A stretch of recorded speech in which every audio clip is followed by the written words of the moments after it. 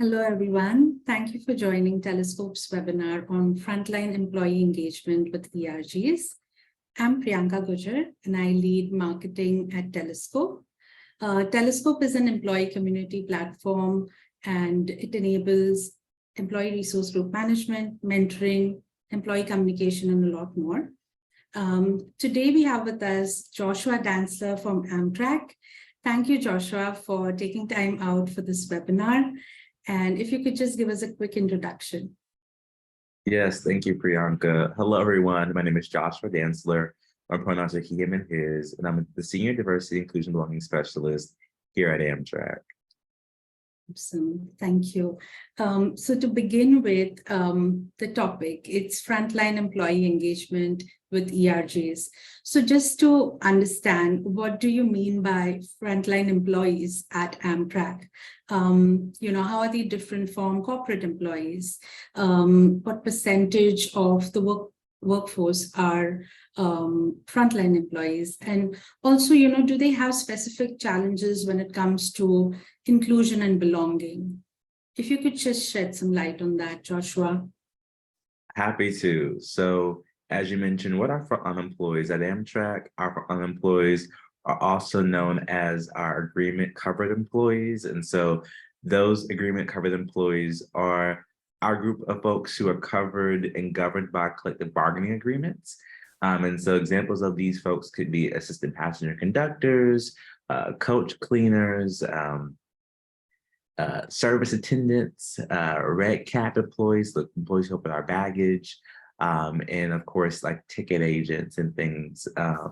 And so these folks, again, are covered by collective bargaining agreements, and they work on our front line. They're engaging with our clients and our customers. They're engaging with our communities.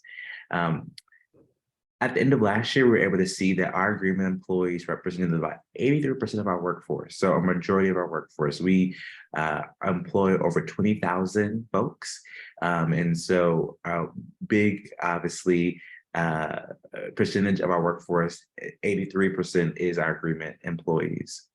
With this subset of employees in this workforce, they aren't tethered to a office like myself. Or they're not tethered to a 9-to-5 kind of schedule. They don't have access to being on computers all day or being on devices. And they're really working to help, move our people where they want to go and connecting folks to communities. And so with that in mind, duty does call. And so when we talk about our challenge, or we think about challenges related to respect to the inclusion and belonging, oftentimes their hours and their shifts and some requirements don't always allow them the flexibility or the opportunity to participate in some of our programs and initiatives. But we're working on that and happy to share a little bit more later on in this webinar. Yes. Thank you, Joshua. So the second part of the topic, which is employee resource groups. So now that I understand, 83% of your workforce is frontline employees. So basically your employee resource groups are for your frontline employees.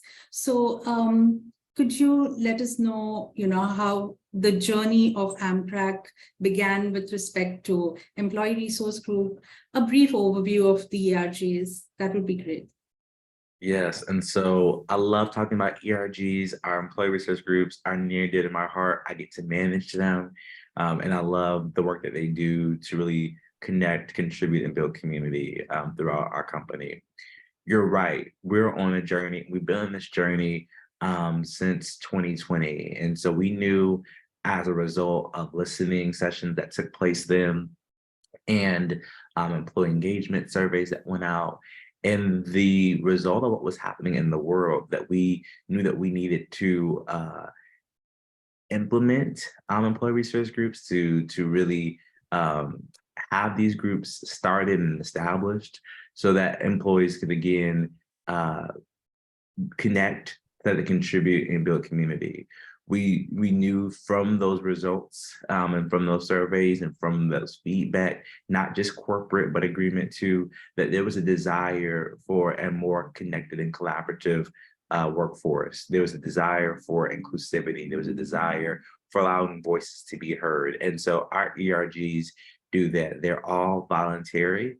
They're for employees, by employees, led by employee teams, which we'll speak about a little bit later. Or I can speak about a little bit later, but they're so great. And, they're growing. We started the first 7 in 2021 and then added another one in 2022. And so in this 2-year time, 8% of our workforce is comprised of employee resource groups. And so that's from the east to the west, to the northeast, down south. And so really doing the meaningful work to really build community. Mm-hmm. Yeah, that's great. And it's just been about 2 years since you all started your ERG journey, right? So how did you all get the word out for employee resource groups in the company? How did frontline employees know about what you all have begun and how they could be involved?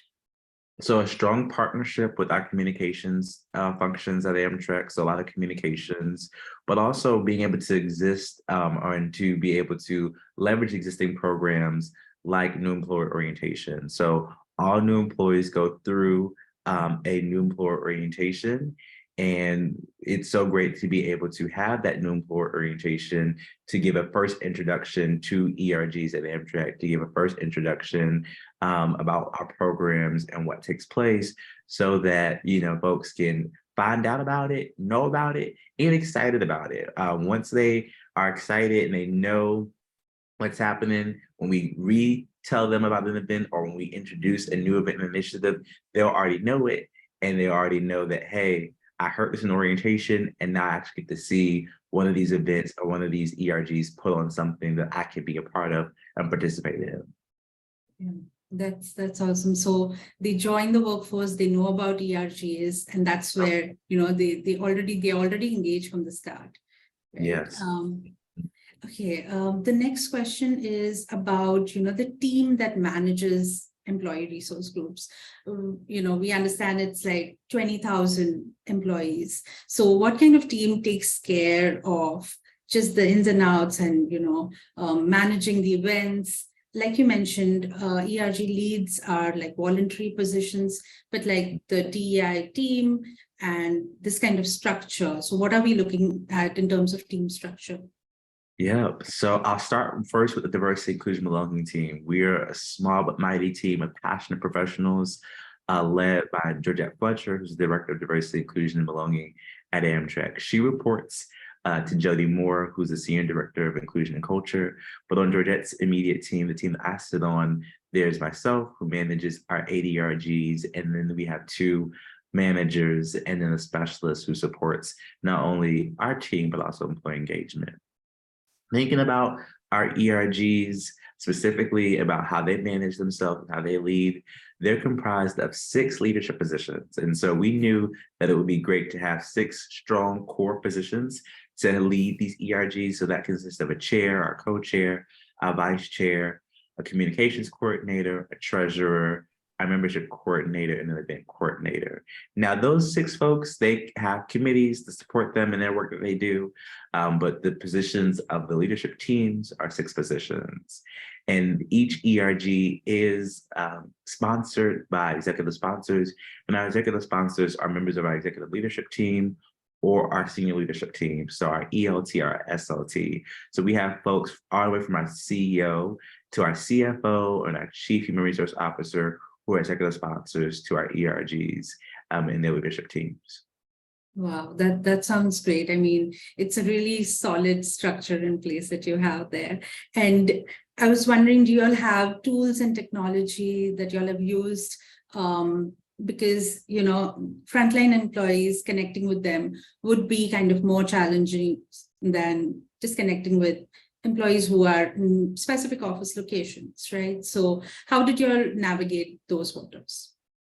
So you mentioned earlier, we're on a journey and some things were quick to us in our journey. One of those things was the administrative burden that comes with managing and leading ERGs. We shared earlier that they're voluntary at Amtrak, independent of any department. And so with that voluntary role, how could we help alleviate those burdens or there's those pain points of managing ERGs?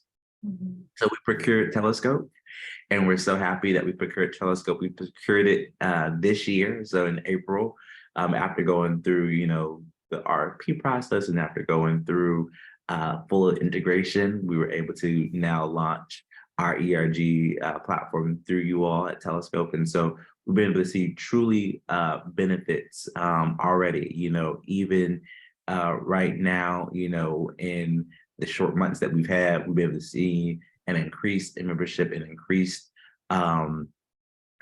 engagement from our employees because of the benefits, specifically even around not having emails per se. And so we know that our employees who are frontline often don't have email or access to emails. And so they're able to use the dummy email feature that Telescope provides so they can still check into an event. They still can RSVP to attend something. They still can see what's going on. And that awareness can then translate to participation, which can translate to engagement. And so, having sourced and procured Telescope has been a really great advantage to us, and we look forward to really being able to see, how we can continue to utilize it in the years to come, knowing that we now have this tool and technology to our advantage at our fingertips.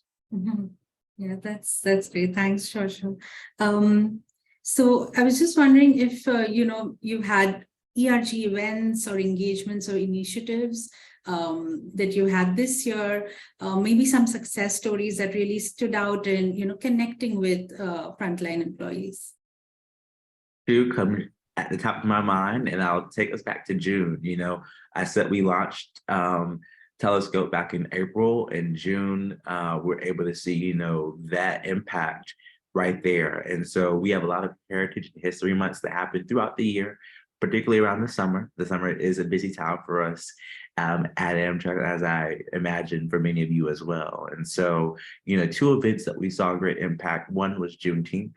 And so our AFLUP Randolph, which is our Black and African American and Allies Employee Resource Group, AFLUP Randolph, was able to host their third Juneteenth program. But what was different this year was that it took place at different agreement worksite locations, in addition to being hybrid. And so we were able to see, participation, meeting folks where they are. So where those frontline employees are, we met them there. We were able to have food. We were able to showcase on the screen the event that was taking place virtually so that they could participate in the hybrid fashion.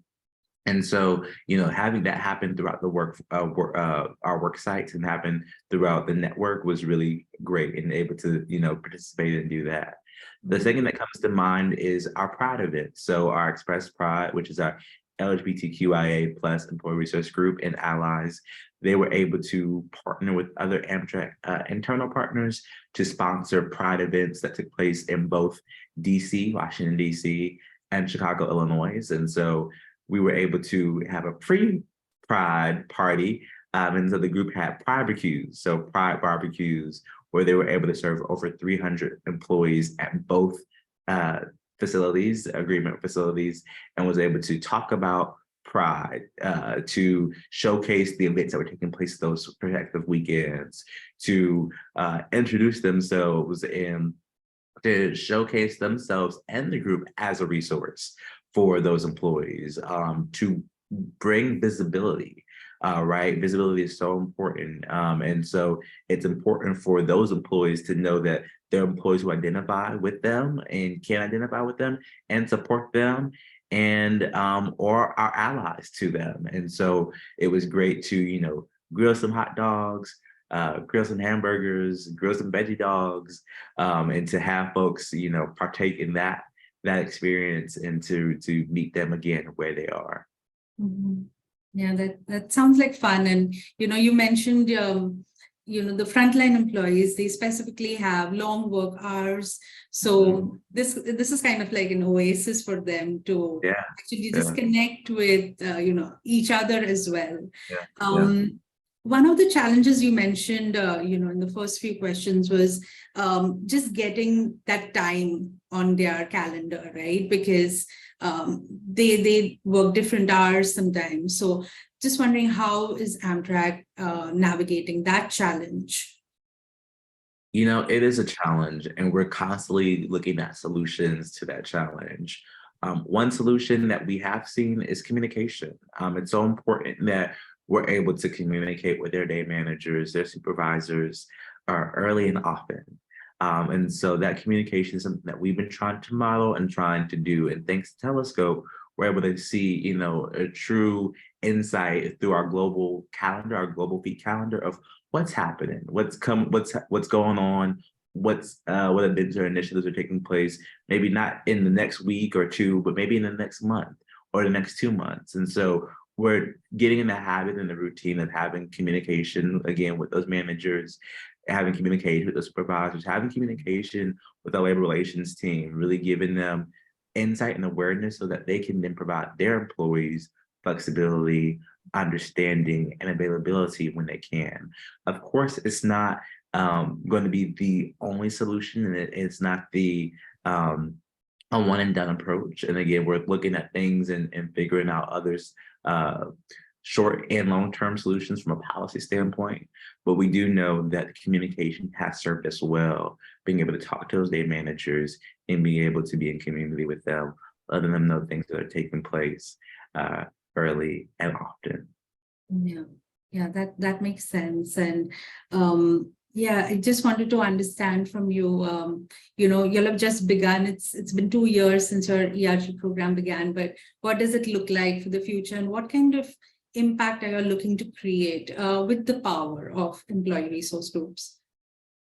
So much. We're looking forward to the future. I get excited thinking about the growth that's already taken place this past 2 years and the growth that I know that will already take place.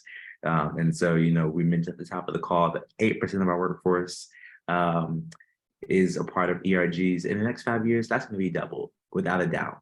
And so, my main focus is not just about increasing participation, because participation is important, but increasing active participation. And so, that is something that is near and dear to my heart. How can we not only have them involved, but also active? Our ERG leadership team positions are open to all employees. Our only requirement is that you are in good standing with the company. And so it doesn't matter if you are a senior director or a station manager, you can be a leader within our ERGs. And so specifically, Phil Martin, for the past 2 years, served as an assistant passenger conductor, which is a frontline employee position. Phil has since transitioned to now training assistant passenger conductors, but Phil is our chair for our employees with disabilities ERG. And so, we have participation, or we've had participation from a leadership team standpoint from leaders who are frontline. And so I want to see that increase. I want to see those leadership positions increase. I want to see more for unemployees, again, not to become members of our ERGs, but involve the leadership positions through initiatives being driven and supported by them. And I know that once they are active in our ERGs and engage with our ERGs, that will only translate to being active and engaged on their day job and active and engaged in Amtrak, a place where they not only want to stay, but also grow their career as well. Yeah, wow. And that really sounds truly inclusive, the way you'll have structured and involved everybody. So yeah, just wanted to know if there are some last thoughts that you want to leave our viewers with, especially, diversity managers like yourself, some pointers from what you've learned at Amtrak. Yes. So, just want to really re-emphasize the importance of communication. Begin that communication now, begin that communication with your frontline employees, begin that communication with their day managers, and be able to see, what you can do and what can happen in regards to little steps that can include them into your strategy, into your employee resource groups initiatives. Begin that conversation, but also think about how you can leverage existing things and resources and platforms that are already occurring. And so I shared how we leverage our existing new employer orientation. We've also leveraged other corporate initiatives like our safety fairs and our HR roadshows. So find out ways you can leverage things to get the word out, to meet them where they are. It's so important to be visibly there and to show up so they can see you, see what you're doing, see the things that you're working on, and then keep trying. It's a trial and error. And so that's what we're doing here at Amtrak. We're trying things, we're seeing what's working, we're assessing what we're doing, we're doing feedback surveys, and we're looking at our metrics, but we're trying, and we know that through trial and error, we're going to be able to really and be great and get to a great result through that. And so I wish you all on your journey and support you all as you look at, how you can engage with your frontline employees through ERGs. Mhm. Wow, that's perfect, Joshua. And I'm sure viewers learned a lot, especially those who are just beginning their journeys, and are really inspired by where Amtrak is and where it's going to be 5 years from now as well. So thank you once again for sharing all your knowledge as well as taking the time out, Joshua. Of course. Thank you so much, Priyanka. All right. Bye.